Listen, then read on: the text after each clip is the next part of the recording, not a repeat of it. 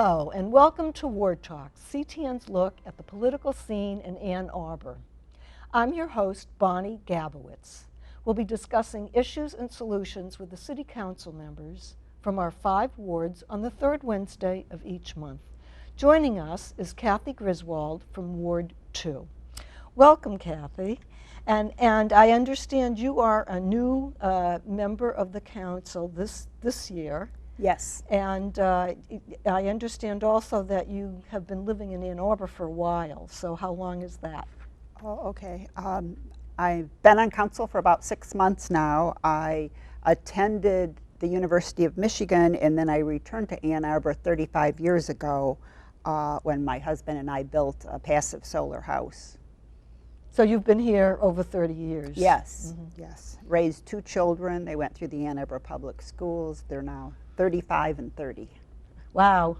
So, so you've seen a lot of changes from the time you first moved here. You've had a bird's eye view, really, of all the things that have been happening in Ann Arbor and how it's changed. What made you want to be involved in the council?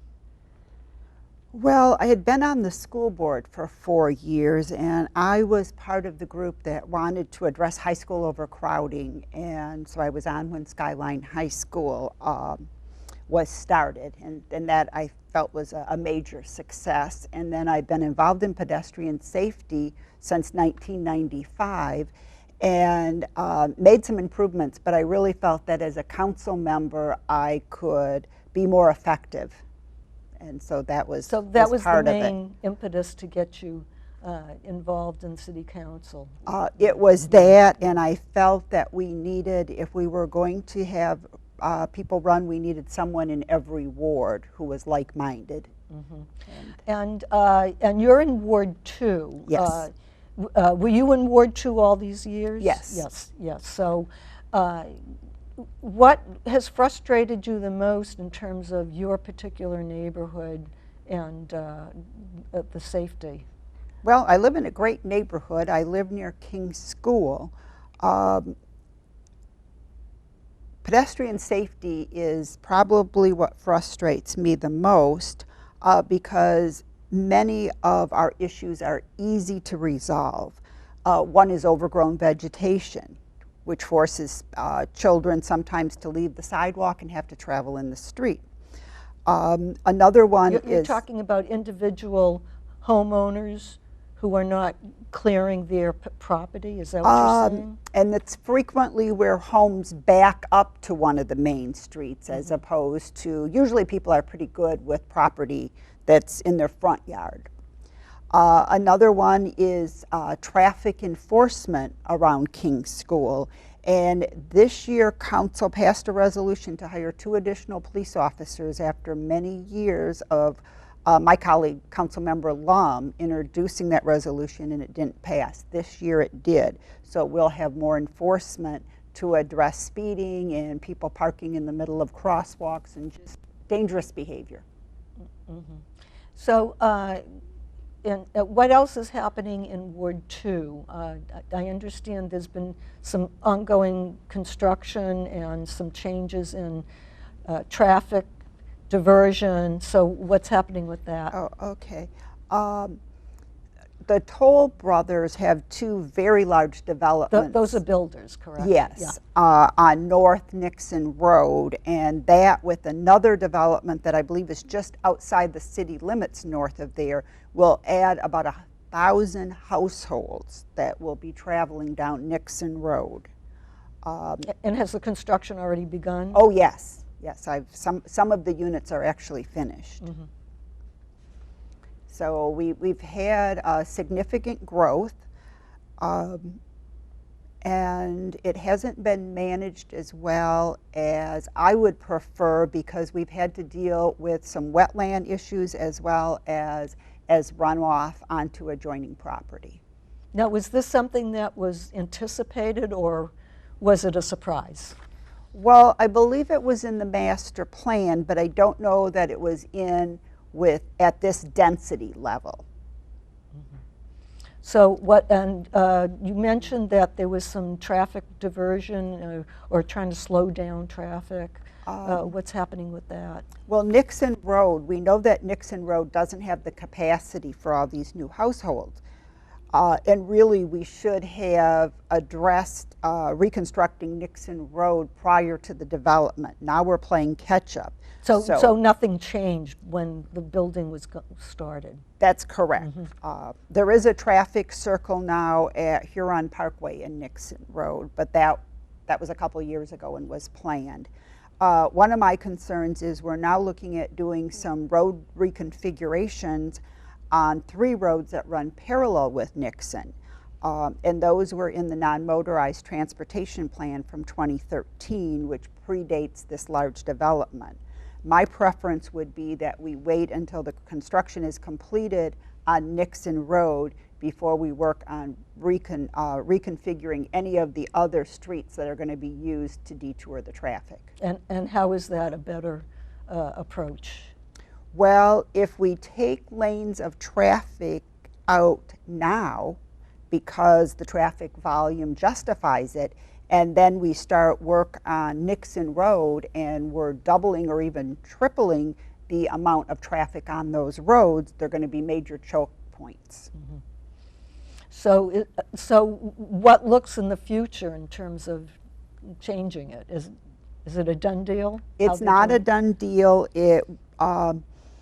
There were 3 projects, and I introduced resolutions to refer them back to the Transportation Commission at the last council meeting. They passed 10-1, and they'll probably come back to council on August 5th at our first meeting in August.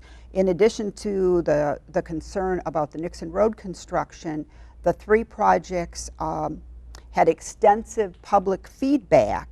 However, the public feedback period was extended beyond the date of the last Transportation Commission meeting.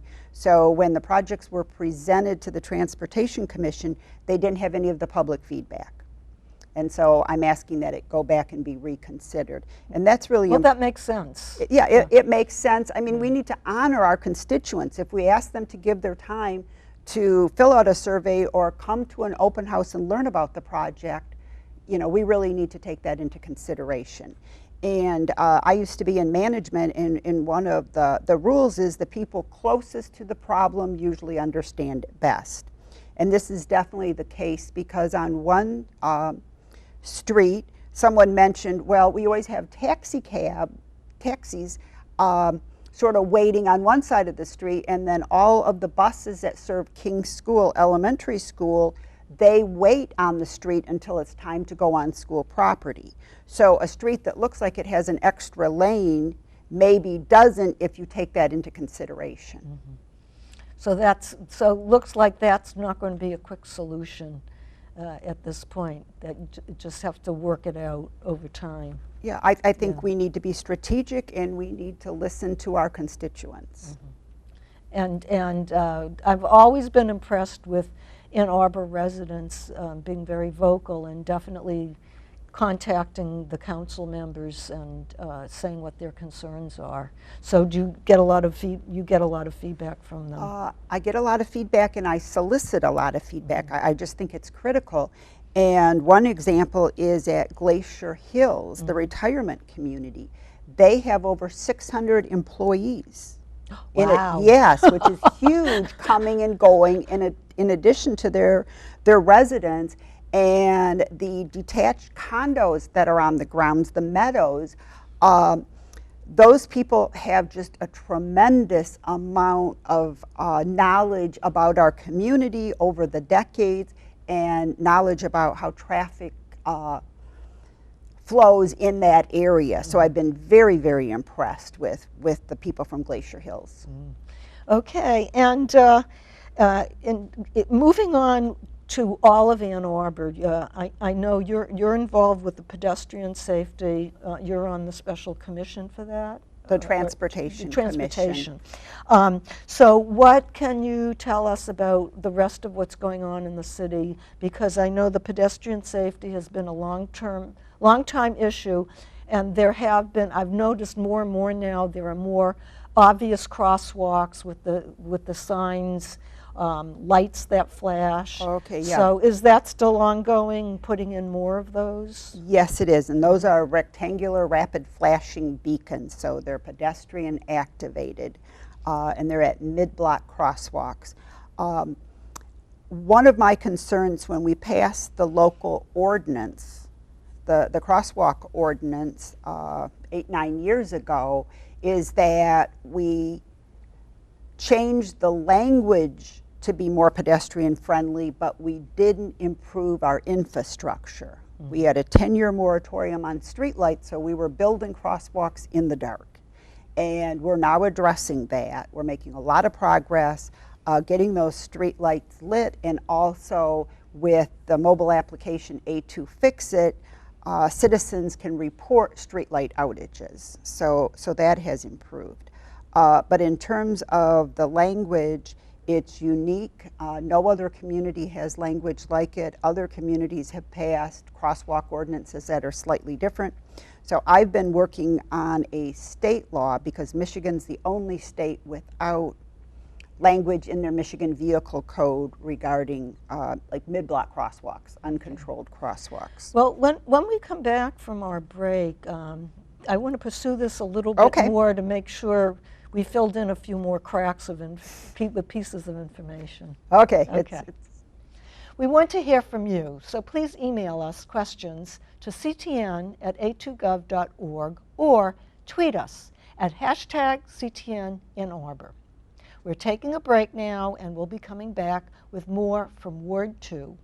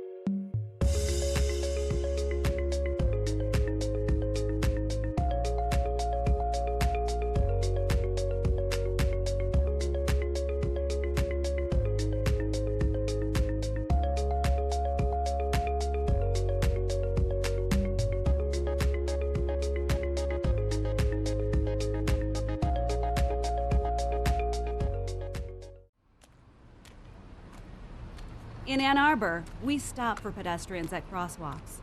Period. It's the law.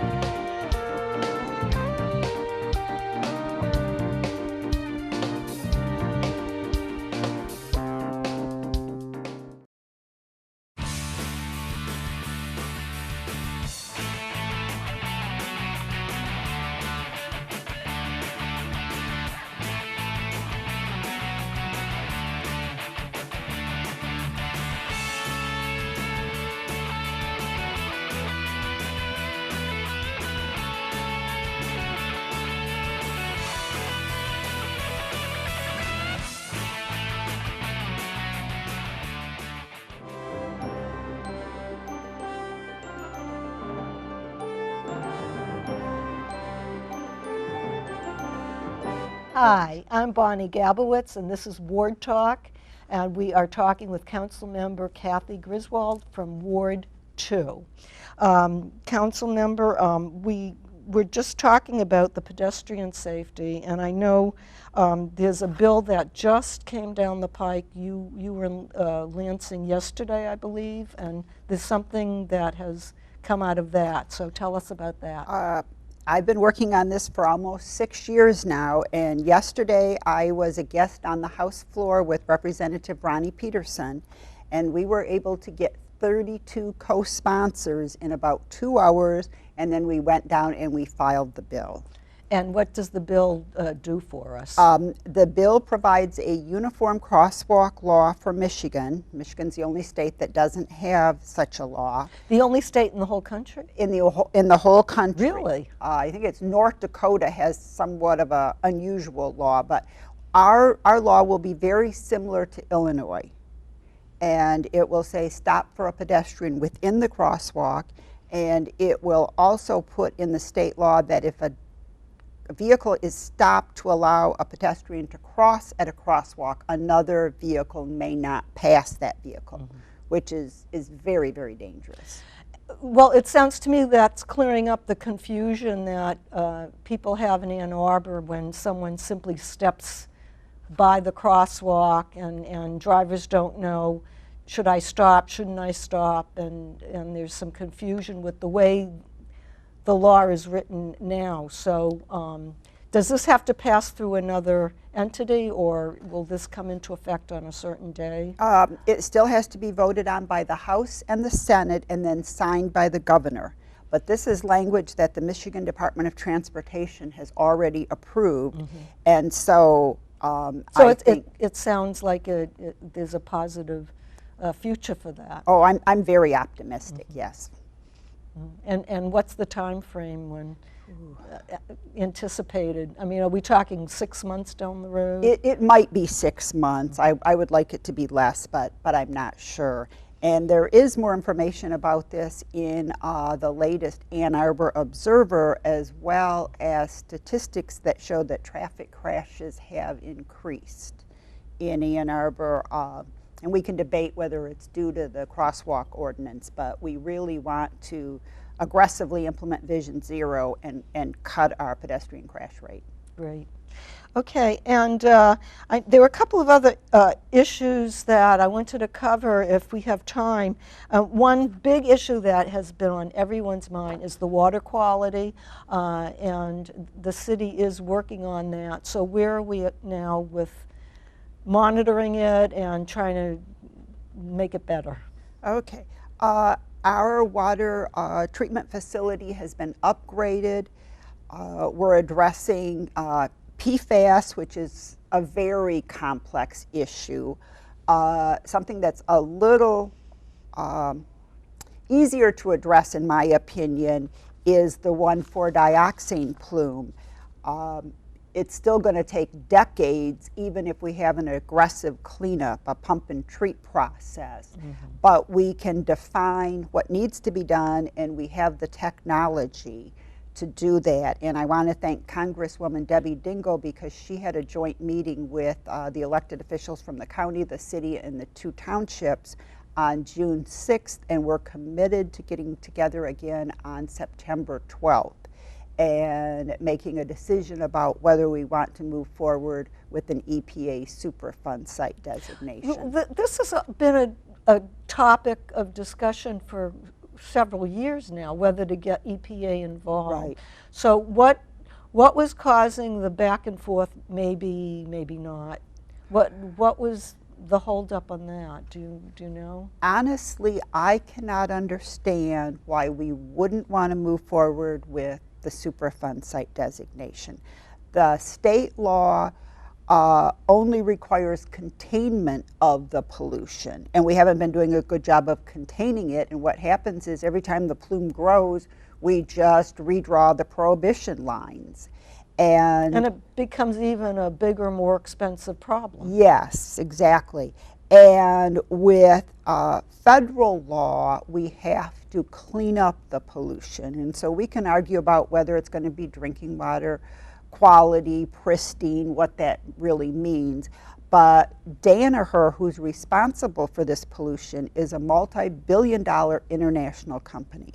And I think that the only way we're going to be successful is to get the federal lawyers in here pushing back so that we can get it cleaned up. Okay, and you mentioned briefly that you really were focused on good governance, and I'm wondering what that means. Oh, okay, yeah. And in terms of what do you see needs to be changed or improved? What helps the city wheels go a little more without the squeaking? Oh, okay, yeah, that's a good way to put it. I was governance chair when I was on the school board a couple decades before, and so I studied this as well as in the corporate world. I was trained in quality improvement and statistical process control, and that methodology really requires that you be transparent, again, that you ask people for their feedback, that you be strategic. And I think that this new council, while there's been some friction because there have been a number of changes on council, I think that we're really working well now, and it's critical that we speak with one voice through resolution so we give clear direction to our city administrator and our city attorney. And so rather than having one council member give a special project to staff and then someone else give another project that's somewhat competing, we really need to work as a team. Yeah. And I used to coach youth soccer, so I think of city council more as like a pickup game of soccer. We're all one team, and there may be different members after the next election, but for now we're all going to work together. And what do you see is different since you've been on the council? Is there anything different that you ascertain in terms of how the council runs? I know they're very long meetings, but the meetings are long. I think they're getting a little better. I know I co-sponsored a resolution with Mayor Taylor about climate change, and I think that we're getting more done. Obviously, I'm not objective because I'm on council now, and I was reported in the Ann Arbor News as the city's harshest critic. But at this point, I am very, very optimistic, and I think that we are working together. And if you look at the voting patterns, there's not one clear divide. Mm-hmm. And so I think that we're being strategic. I think that we're prioritizing what the public wants us to be working on. So I can't be happier. And speaking of the public, I did want to mention that there is a caucus meeting on Sunday nights, I believe, or Sunday afternoons. On Sundays. And could you just tell us what's the difference between the caucus and the regular Monday night meetings? Because I know the public is invited to come and give their 2 cents as well. The caucuses are posted on the city website. They're usually at 7 p.m. on Sunday before a regular city council meeting. They're more informal in terms of we go through the agenda, we select the items we want to talk about, council members are able to talk. Is there any voting going on? No, there's no voting. It's very informal. It's usually only 4 or 5 council members that attend.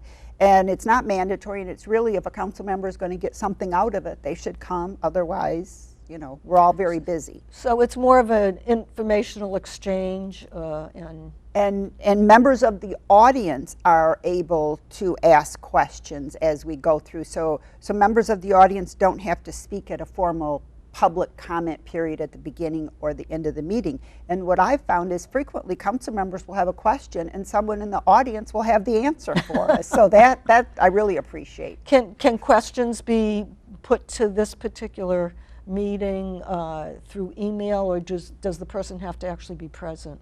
Good point. Yeah. No, they could definitely email. any council member and ask that that be discussed at caucus. And in the couple of minutes we have left, what are your hopes for the next year, year and a half while you're still on the council? Besides what we've talked about already, improvement of pedestrian safety, the working on the water quality, trying to have good affordable. I know affordable housing is a big issue, but what are you optimistic about as well? I'm optimistic about affordable housing. We voted unanimously to purchase some property on the west side of town on South Maple for affordable housing for Avalon, and I don't know if they're going to buy it from us, all the details, Right. but at least we reserved it. Right. I'm optimistic about climate action, and I think that if we focus more on metrics, set goals, measurable results, that we can do even more with the limited finances we have. Okay, and finally, what would you hope citizens can do more of? I know a lot of them give you input and they ask questions. Is there anything else that we citizens can be doing? That's a good question. Reach out to us. Our Yeah. phone numbers are on the website, as well as our email addresses.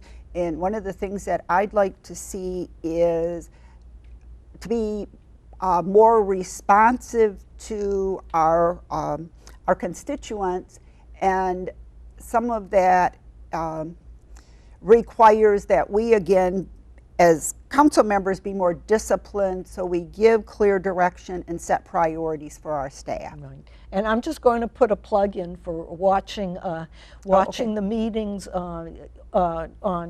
online. You don't have to actually watch it when the meeting is taking place. I find Yes. the meetings very interesting, and I'm learning a lot just by watching the meetings.